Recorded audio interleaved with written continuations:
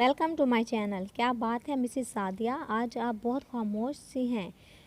मियाँ से लड़ाई तो नहीं हो गई? मैंने मिसेस सादिया को यकटक खला में देखते गहरी सोच में गुम पाया तो सवाल किए बिना नहीं रह सकी।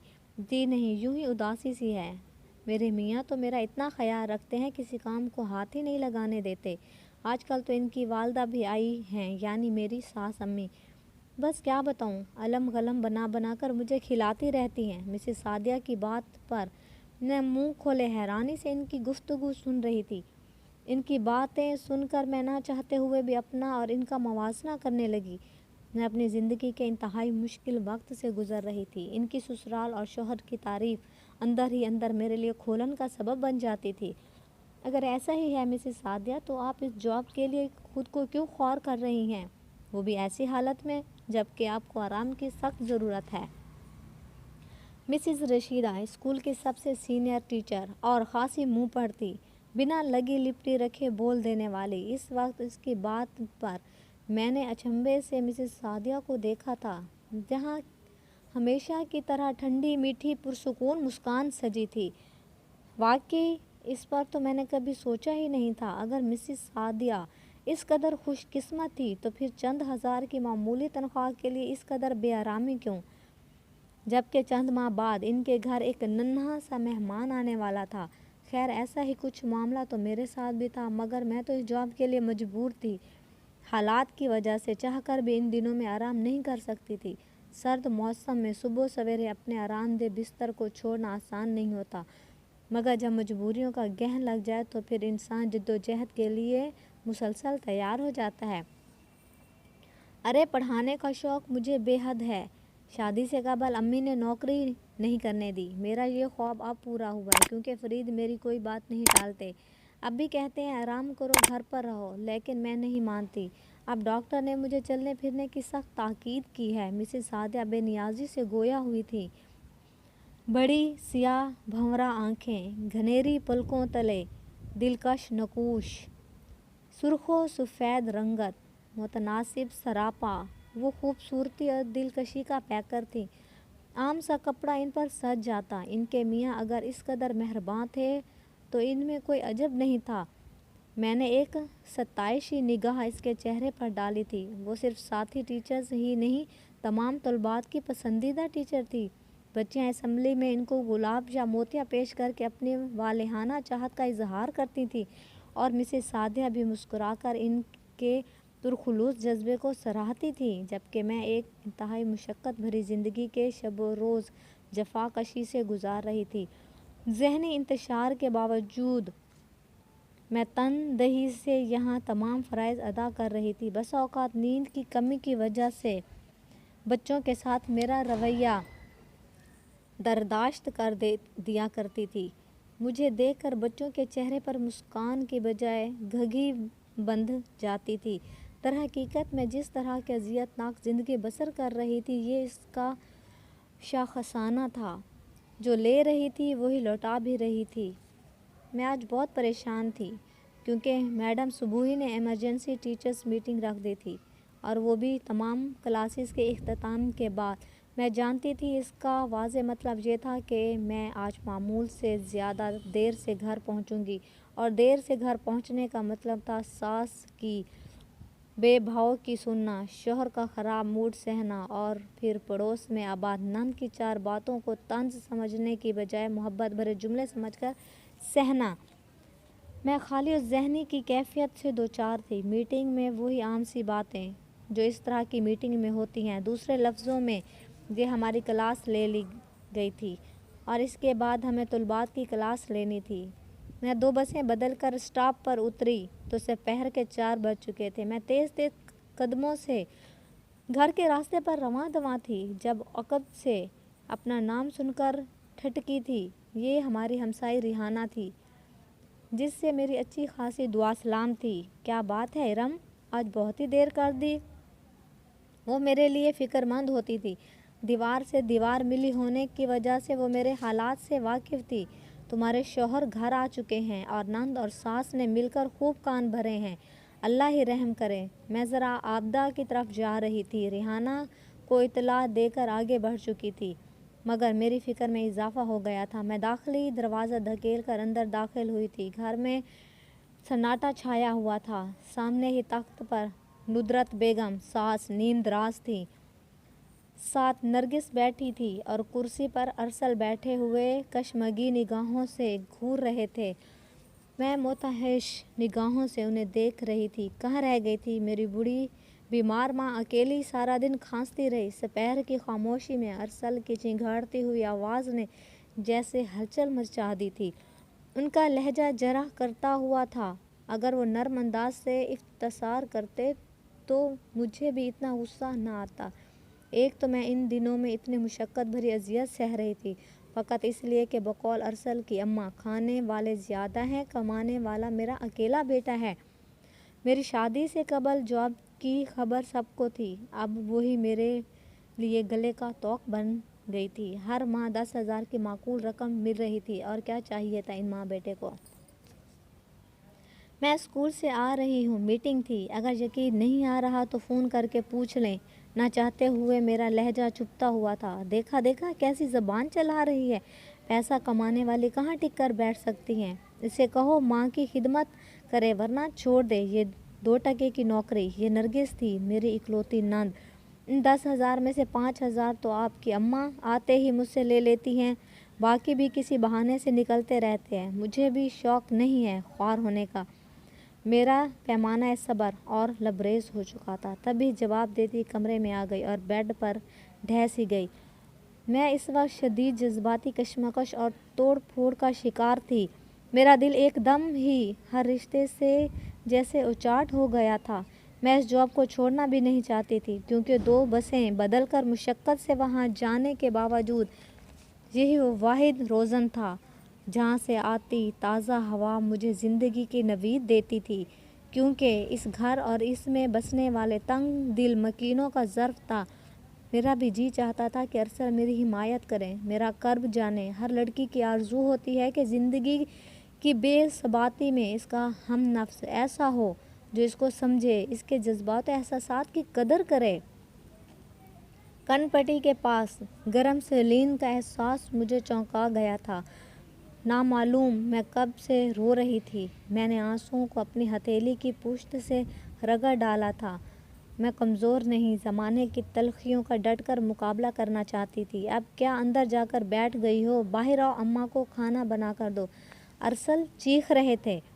میں نے کچن میں آ کر فوری طور پر پلاؤ بنانے کا ارادہ کیا اور پھر اس پر عمل بھی کر ڈالا، ساتھ ساس کے لیے سوپ بھی بنایا تھا۔ اچانک ہی مجھے زوردار چکر آیا تو مجھے یاد آیا کہ میں نے صبح 2 ٹوسٹ چائے کے ساتھ کھائے تھے۔ بھوک تو لگنی ہی تھی۔ مجھے کام کرتا دیکھ میری نند اپنے گھر چلی گئی تھی۔ اس کا گھر 2 گلی چھوڑ کر آگے تھا۔ وہ صرف لڑنے بھیڑنے کے لیے آیا کرتی تھی۔ اللہ نے کبھی اتنی توفیق نہیں دی تھی کہ جس بوڑھی ماں کے لیے بڑھ چڑھ کر بول رہی ہے اس کے لیے آ کر کھانا ہی بنا دے، بلکہ اس کی کوشش ہوا کرتی تھی کہ یہاں سے ٹفن بھر کر اس کے گھر جائے۔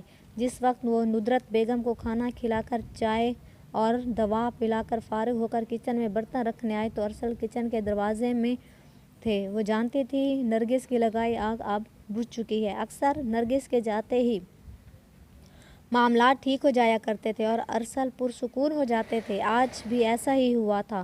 وہ محبت بھری نگاہوں سے دیکھ رہے تھے۔ راستہ چھوڑے میرا، میں ناراضگی سے کہا تھا۔ ارسل کی یہی ادا تو مجھے بھاتی تھی۔ لڑ بھیڑ کر منانے کی ذمہ داری بھی ارسل ہی کی ہوا کرتی تھی اور اکڑ دکھانے کی باری میری ہوا کرتی تھی۔ کیسے چھوڑ دوں راستہ؟ تمہاری منزل تو میں ہوں۔ ارسل شوق ہو رہے تھے۔ لگ ہی نہیں رہا تھا کہ یہ کچھ دیر پہلے والے ارسل تھے جو اپنی آنکھوں سے خون آشام تاثر دے رہے تھے۔ میں آخر کب تک روٹھی رہ سکتی تھی؟ میں نے اور ارسل نے محبت کی چھاؤں میں بیٹھ کر مل کر کھانا کھایا تھا۔ فرید میرے لیے گولڈ کی رنگ لے کر آئے ہیں۔ مسز سعدیہ ساتھی ٹیچر کے ساتھ محو گفتگو تھی۔ میں بچوں کی ٹیسٹ رپورٹ تیار کر رہی تھی مگر میرا روم کان بن چکا تھا۔ ارے واہ مسز سعدیہ، آپ تو بہت خوش قسمت ہیں۔ ایک ہم ہے منہ دکھائی کے بعد تو کبھی ہمیں کچھ ملا ہی نہیں۔ یہ مسز نعیم تھی جو متوسط گھرانے کی ذمہ داریوں میں گھری ہوئی تھی۔ اور کئی ایسی ٹیچرز بھی تھیں جو یہاں اچھے رشتے کے انتظار میں وقت گزار رہی تھی۔ ویسے مسز سعدیہ آپ بہت لکی ہیں، مسز نعیم کی آنکھوں میں اشتیاق در آیا تھا۔ ویسے ہم سب کو بہت شوق ہے آپ کے میاں کو دیکھنے کا، بہت پردے میں رکھا ہے۔ یہ مسز رشیدہ تھی، سخت گیر ٹیچر۔ لمحہ بھر کے لیے مسز سعدیہ کے چہرے پر ناقابل فہم تاثرات ابھرے تھے، مگر پھر اگلے ہی 2 پل میں معدوم بھی ہو گئے تھے۔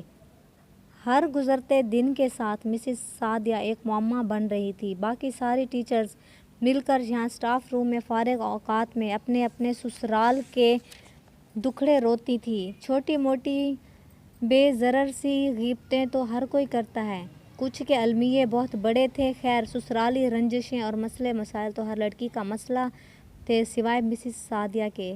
جی فرید ماشاء اللہ جس طرح نفیس طبیعت کے مالک ہیں، اسی طرح حسین و جمیل بھی ہیں۔ ہونٹوں سے لفظوں کے پھول کھلتے ہیں۔ تفاخر بھرا لہجہ سب کے دلوں کی آگ پر گرم پانی کے چھینٹے چھوڑ گیا تھا۔ جہاں دھواں تھا تبھی بریک ختم ہو جانے کی گھنٹی بجنے پر سبھی اٹھ گئی تھیں۔ میرا ہاتھ تیزی سے چل رہا تھا۔ صبح کا وقت، خستہ خستہ پراٹھے اترتے جا رہے تھے توے سے، اور پاس بیٹھے میرے شوہر نامدار ارسل اور میری نند صاحبہ بما 2 بچوں کے، جو کہ رات سے یہیں تھی، ان پراٹھوں پر ہاتھ صاف کر رہے تھے۔ میری نگاہیں بار بار بھٹک کر گھڑی کی سوئیوں میں الجھنے لگی تھیں۔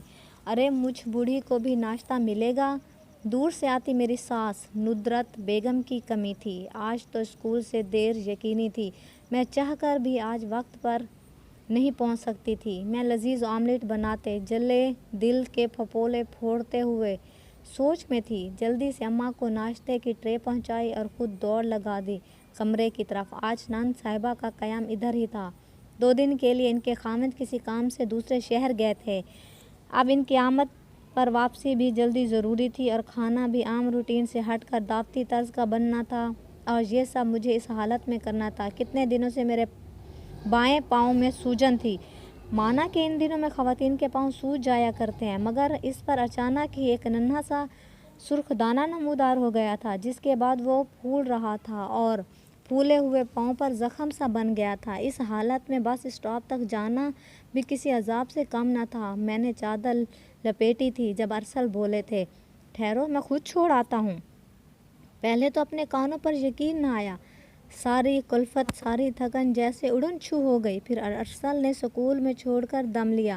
میں وقت مقررہ پر پہنچ چکی تھی، صرف ارسل کی بدولت، اور ذہن بھی جیسے ایک دم ہی ہلکا پھلکا سا ہو گیا تھا۔ میں خوشگوار موڈ میں بائک سے اتری تھی۔ واپسی پر میں آ جاؤں گا، شام کو ڈاکٹر کی طرف چلتے ہیں۔ تم رات بھر پاؤں کی تکلیف سے کراہتی رہی ہو۔ ارسل آج مجھے زیادہ ہی مہربان لگ رہے تھے۔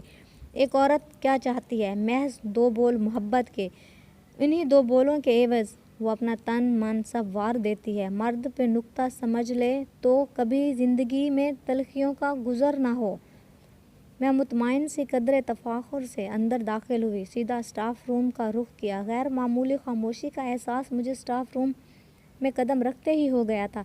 سب ٹیچرز سر جوڑے کسی اہم مسئلہ پر محو گفتگو تھی۔ کیا بات ہے؟ میں نے مسز رشیدہ سے پوچھا، جو سب سے آگے تھی۔ مسز سعدیہ صبح آئیں تو ایک دم ان کی طبیعت خراب ہو گئی۔ ابھی میڈم صبحی انہیں ہسپتال لے گئی ہیں، وہیں جہاں ان کا کیس ہونا تھا۔ مگر ابھی تو بہت وقت باقی ہے۔ میں چونکہ خود اسی حالت میں تھی، اس لیے حواس باختہ ہو گئی تھی۔ ارے ارم، حوصلہ! کیا ہوا؟ رنگت کیوں زور پڑ گئی ہے؟ ان کے ساتھ ہوگا کوئی مسئلہ؟ آپ بیٹھیں۔ مسز رشیدہ نے میری متغیر رنگت دیکھ کر مجھے بٹھا دیا۔ آج میڈم صبحی نے ہاف ڈے کر دیا ہے، اس کے بعد سب خیریت معلوم کرنے جائیں گے۔ یعنی معاملہ گمبھیر تھا۔ جیسے تیسے کلاسز ختم کر کے ہم سب ایک پک اپ میں ہسپتال روانہ ہوئے۔